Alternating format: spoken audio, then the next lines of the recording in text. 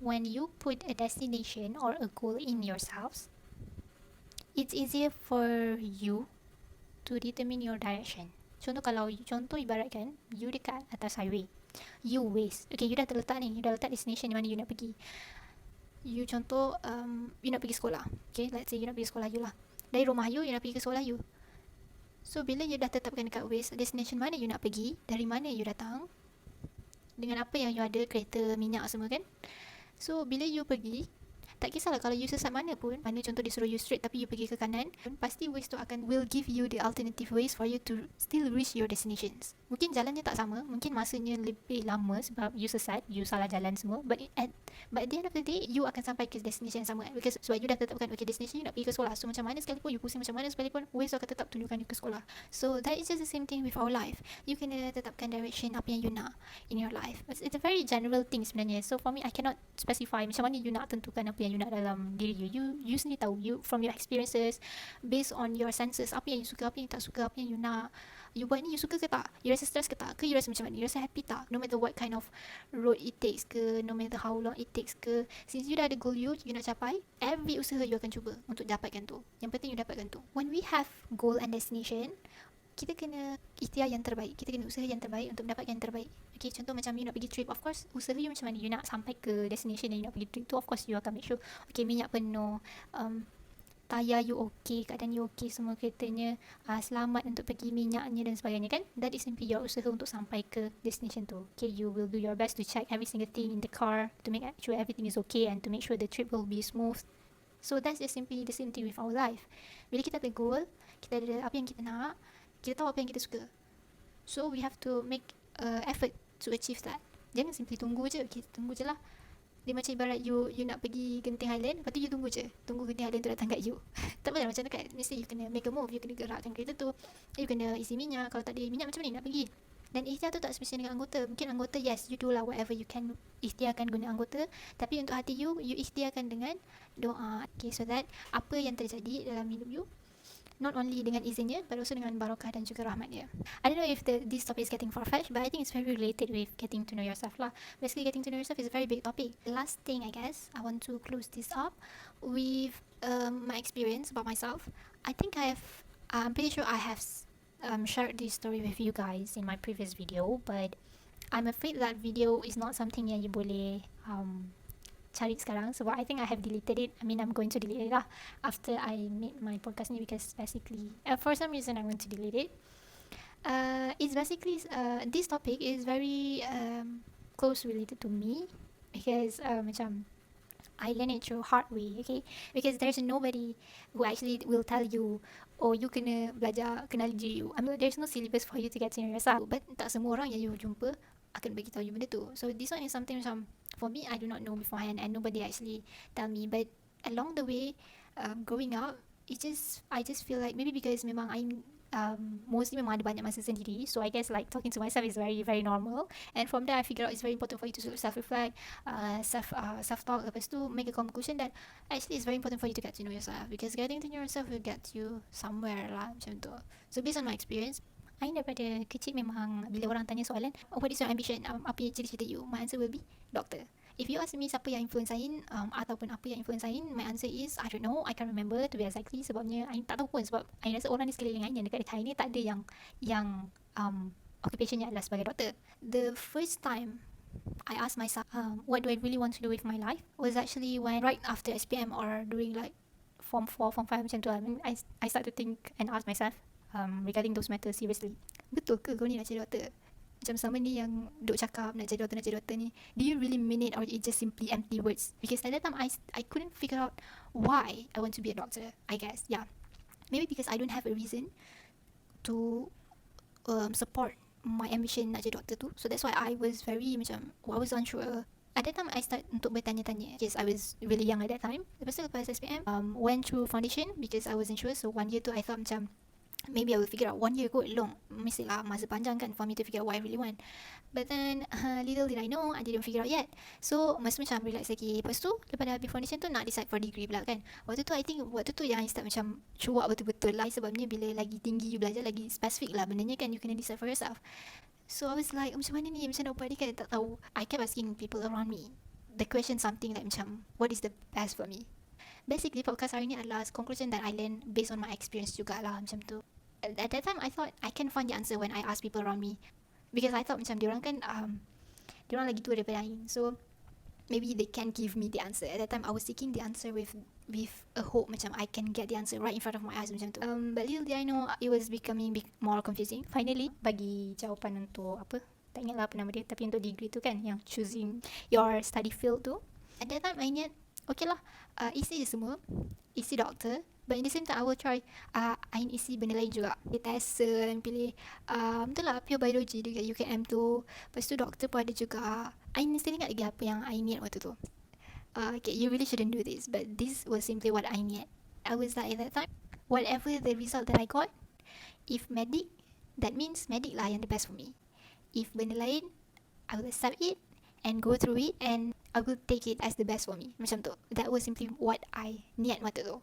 Terus tawakal, tak ada usaha nak cari information tentang field tu ke apa-apa ke. Tu kenapa yang cakap I tak usaha betul-betul. Sebab sebenarnya my result was not for flat at that time. And to make it worse, I wasn't sure to be away from my parents. So I was like, okay, pilih yang dekat-dekat lah. Nak jadi doktor tapi nak pilih yang dekat-dekat. Tak boleh lah macam tu kan. Tapi at that time I was young lah. So I wasn't blaming myself lah. Cuma nak cakap kat situ macam I tawakal sebelum usaha apa-apa. I terus macam tawakal, okay, apa-apa jawapan I take it as the best for me. Mungkin mami like at that time I thought maybe selama ni I fikir medic the best for me, but if kalau I tak dapat, then maybe there is something better for me yang I tak tahu. Macam tu I take it as that.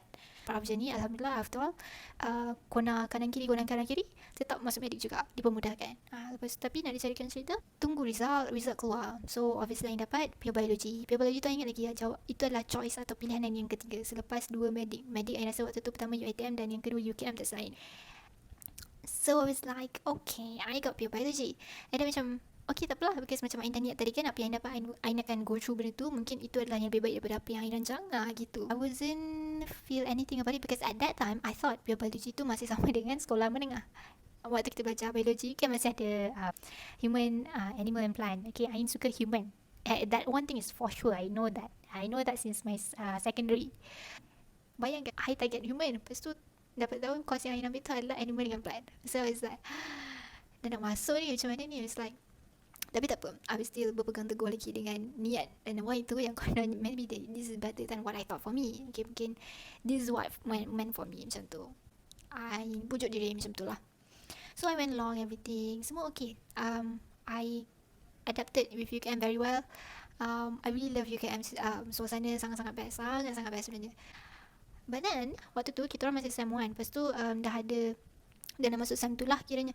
Dan waktu tu dah start bertanya soalan tentang, okay, kita orang nak pilih apa. Sebab nanti after SEM 1 kita orang kena pilih, kita orang kena choose which one that we want to go, either plant ataupun animal.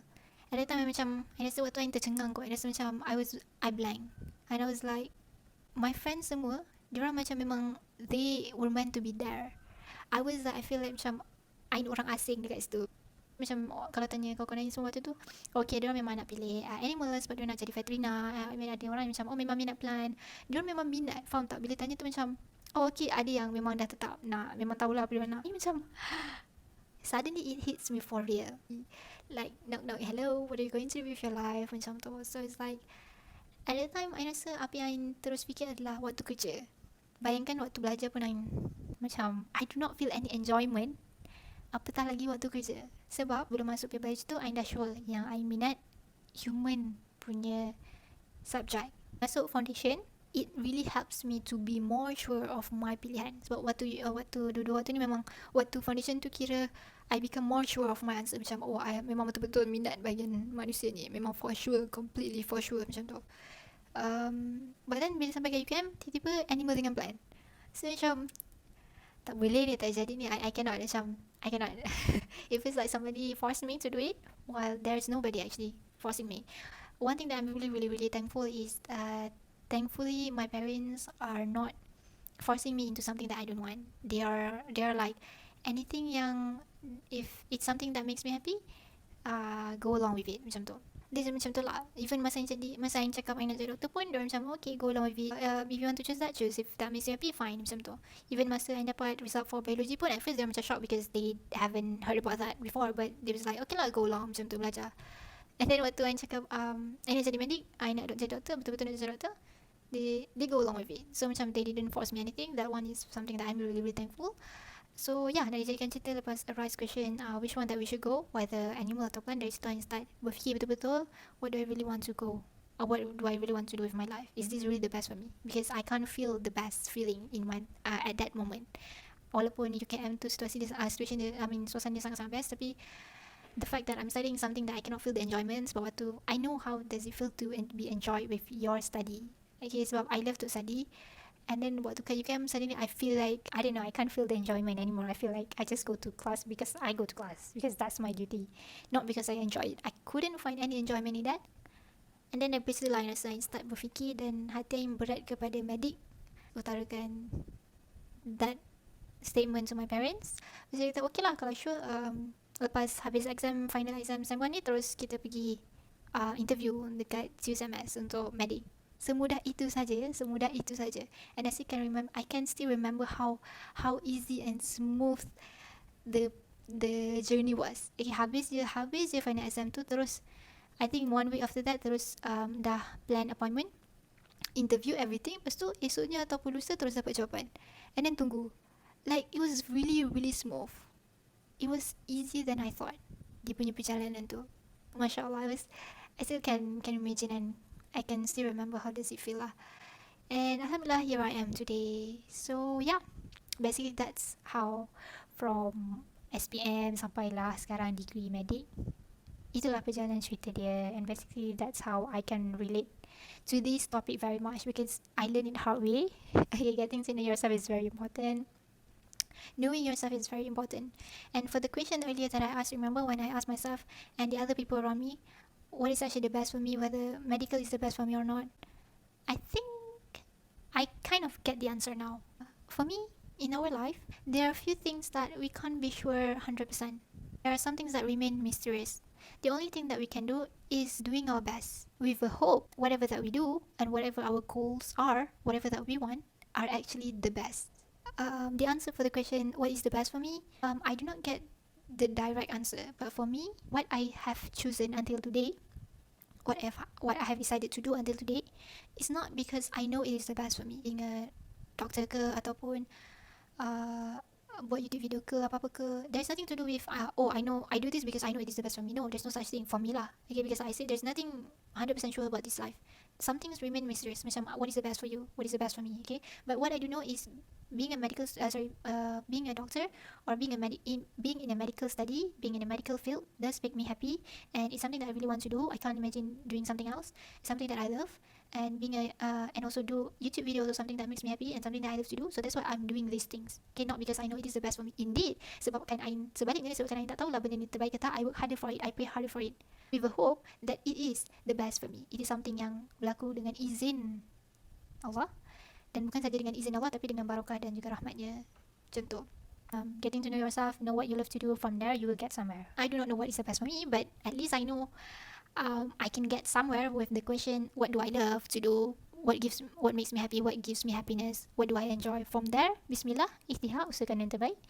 In the same time, doa supaya benda tu yang terbaik dan dipermudahkan segalanya. And that's just simply how I've been doing until today lah. That's simply like pengajaran or moral value from what I have learned from my life. What's something that I want to share with you today, this week. And I think that's just simply the same concept that I can apply to other things juga. Contoh macam perihal jodoh ke apa ke, I think the same concept for everything. Macam jodoh pun is something yang kita tak tahu kan, it's a mystery thing. But mystery pun takkanlah kita just simply nak duduk tunggu macam tu. For me, I do not know whether the one that I like is the best for me, but if I can pray, yes, I pray for him to be the best one. What drives me to do so, because my feeling, which is I love that person. Macam tu lah. Ini contoh, okay. So walaupun benda tu kita tak tahu, it doesn't mean that we have to be static, tak mencari. Okay, you kena ikhtiar juga. Apa yang you boleh ikhtiar, you ikhtiar lah. Contoh, you suka someone kan, you suka someone, tapi you tak tahu pun dia terbaik ke you ke tak. So apa yang you boleh buat hanyalah ikhtiar you apa? Doa. Okay, doa tu pun adalah satu bentuk ikhtiar dan usaha juga.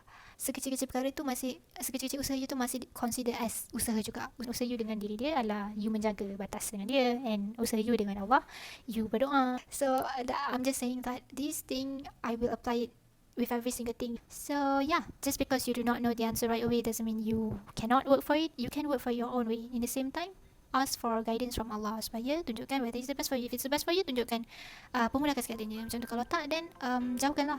Macam tu lah. Because because it always works for me like that. So yeah, I think that's it for today. It's a very long session. Thank you for listening to my podcast again.